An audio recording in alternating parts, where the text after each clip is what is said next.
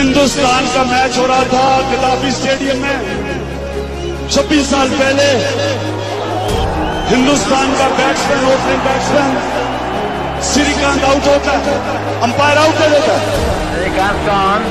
वो सर हिलाता हुआ वापस जा रहा होता है कि मैं आउट नहीं था। कभी क्रिकेट में ऐसा नहीं हुआ। मैं उसको कहता हूं कि कप्तान कहता है कि वापस आ जाओ श्रीकांत, फिर से बारी लो।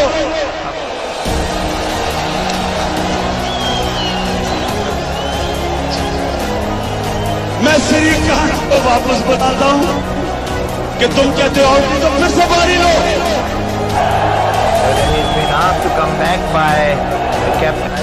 उसको आउट करते हैं और मैच जीतते हैं।